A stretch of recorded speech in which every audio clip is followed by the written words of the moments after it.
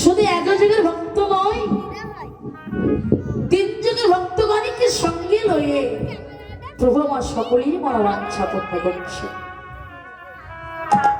আর মনের আনন্দে নৃত্য করছেন। কেন না, বৃন্দাবনে গোবিন্দ আমার যে খেলাটাই খেলেছিল ওই খেলা ধুলি উড়ে যমুনার বক্ষে পড়েছিল। যখন যমুনার বক্ষে পড়েছিল, সুরধনে আক্ষেপ করে কেঁদে কেঁদে বলেছিল, প্রভু আমি কত জন্মের অপরাধী, আজকে যমুনার ভাগ্যে ঘটে গেল আর আমার ভাগ্যে হলো না। প্রভু আমি কত জন্মের অপরাধী। সুরধরে কাঁদছে মা, এখানে সুরধরে কাঁদছে যে আমার ভাগ্যে হলো না। প্রভু আমার এই নারী জনম বৃথাই গেল, ভক্ত সঙ্গ আমার হলো না। তো সুরধরে কাঁদছে কেন? ও মায়েরা, এ জগতে যে ধনী হয় তার কিসের অভাব থাকে গো? তার কোনো কিছুর অভাব থাকে মা? কিন্তু সুরধনী কাঁদছে কেন? না, সুরধনী কাঁদছে এজন্যই আমার গৌর হরি ওই চরণ পাবে বলে। তাই গৌর হরি হরি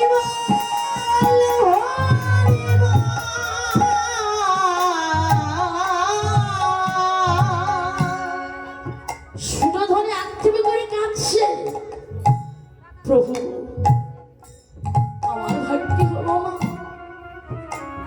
যমুনার ভাগ্যে ঘটে গেল, আমি কত জন্মের অপরাধী, আমার এই নারী জনম বৃথাই গেল, আমার এই ভক্তের সঙ্গ হলো। আজকের সুরধনী কাঁদছে গৌর হরির চরণ পাবে বলে। আমার আর আমরা কত জন্ম সাধনা করে আজকের মানব বলে আমরা জন্ম পেয়েছি। আজকে ছোট কত জন্ম সাধনা করে ৮৪ লক্ষ জনে ভ্রমণ করে সাধারণ মানব কুলে জন্ম পেয়ে কোনদিনই বললাম না গৌর হরি তুমি আমার বা আমি তোমার। সারা জন্ম তো শুধু আমার আমার করে গেল, ছেলে আমার, মেয়ে আমার, বন্ধু বান্ধব, বাড়ি গাড়ি সবে আমার আমার করি, কিন্তু মাগো কোনদিন বিচার করে দেখলাম না যে আমি কার। এ জগতে সবে আমার আমার করি, কিন্তু আমি কার? যেদিন এই খাতার প্রাণ পাখি মায়ার বাঁধন ছেড়ে চির জনমের মতো চলে যাবে, ছাদের ঘর বাড়ি তৈরি করেছেন মা, ওই ঘরেও রাখবে না, ভেবে দেখবে, একটু ভেতরে ঢুকে আস্বাদন করবে, ওই ঘরে রাখবে না মা। সেদিন একতলা একতলা করিতে করিতে যখন কোনো তালা থাকবে না, সেদিন খাঁটি হবে কোথায়? ছোট্ট একটি বৃক্ষ তলায়, মানে তুলসী তলায়। ওখান থেকে বলহরি বলতে বলতে নিয়ে যাবে শ্মশানী ঘাটায়। আমার এ জগতে যাদের জন্য আমরা সংসারে ভালোবাসলাম, ভালোবেসে গেলাম, ভূতের মতো খেটে গেলাম, এরা সেদিন আমার সঙ্গে সাথে কেউ হবে না, কেউ সঙ্গে হবে না। হবে কি মা আপনারা বলুন? কেউ যাবে না মা, একাই এসেছি, একাই চলে যেতে হবে মা। মাতৃগর্ভে থেকে যেদিন আমরা এসেছিলাম আমাদের অঙ্গে কোনো বসন ছিল? বসন ছিল না মা। যেদিন চলে যাবে একটি সুতো পর্যন্তও দিবে না। তাহলে মা একাই এসেছি, একাই চলে যাব, সঙ্গে যাবে কি? একমাত্র আমার মহামন্ত্র হরিনাম আর আমার এই সাধু গুরুর চরণ ধরে।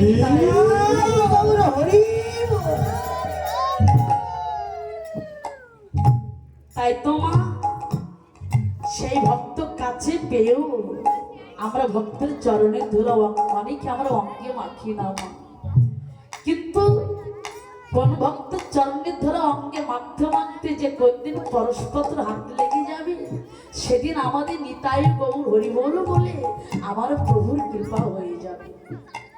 হ্যাঁ, আজকের পঞ্চ পাণ্ডবরা দেখুন, ভগবান নিজেই কিন্তু ভক্তের চরণে ধুলো অঙ্গে মেখেছিল, ভক্তের চরণ ধৌত করেছিল। ভক্তের কৃপা না হলে কখনো ভগবানের কৃপা হয় না, হবে না। ভগবান নিজে বললেন, যদি কোন ভক্ত দেহ মন প্রাণ জীবন যৌবন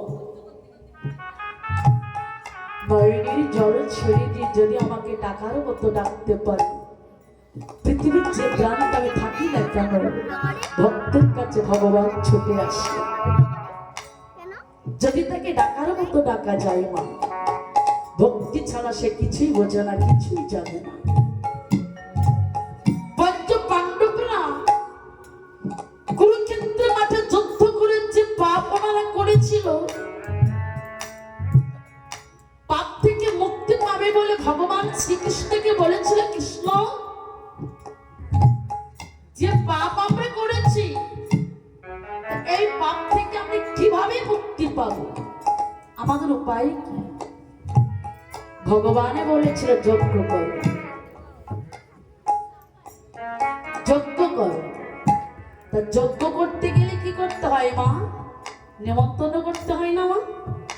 হরিমা নারদকে পাঠিয়ে দিয়েছিল, কিন্তু মহামণি নারদ সবাইকে নিমন্ত্রণ দিয়েছেন, কিন্তু একজনকে উনি নিমন্ত্রণ করলেন না। কে তিনি বলুন তো?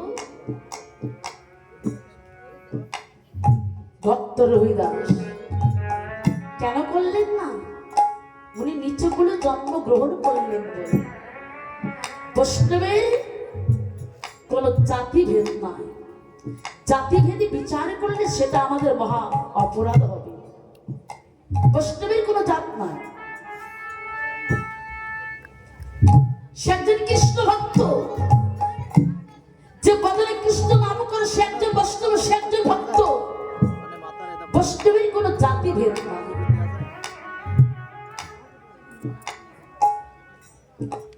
পঞ্চ পাণ্ডবরা যজ্ঞ করতে গেলে কিন্তু এক একজন এক একটা দায়িত্ব দিতে হয়, হয় না মা? আজকে এখানে আমাদের এত বড় একটা অনুষ্ঠান হচ্ছে, এক একজন এক একটা দায়িত্ব আছে।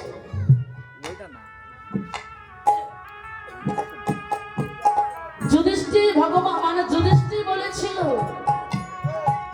ভগবান শ্রীকৃষ্ণ তো এক একজনকে এক একটা দায়িত্ব দিয়েছিল।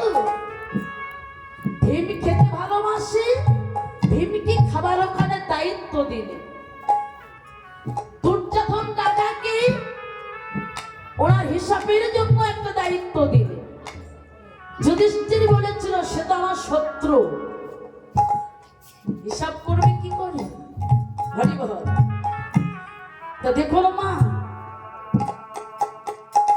বাস্তব জগতে চোরকে যদি বলা হয়, সে যত বড় চোর হোক না কেন, তাকে যদি বলা হয়, দাদা আমার এই জিনিসটা থাকলো, এটা একটু লক্ষ্য করবে, সে যত বড় চোর হোক সে কিন্তু চুরি করতে পারে না।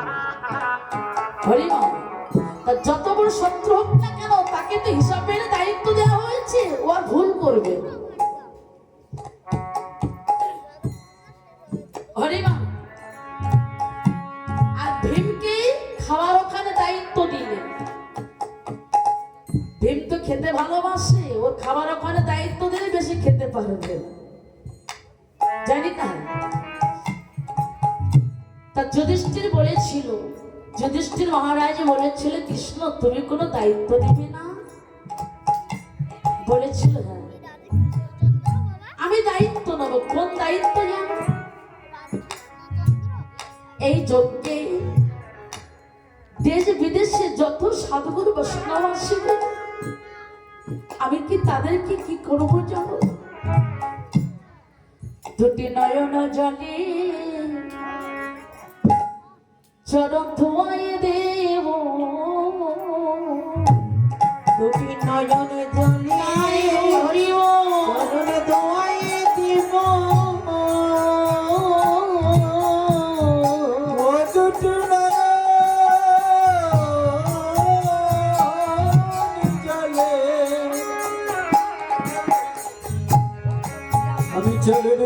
রে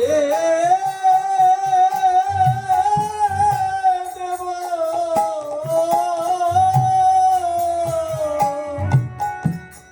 আমার সাধু গুরু, এই সাধু গুরু বৈষ্ণবে যত বৈষ্ণব আসিবে আমার দুটি নয়নের জল চরণ আমি ধুয়ে দেব। সাধু গুরু বৈষ্ণব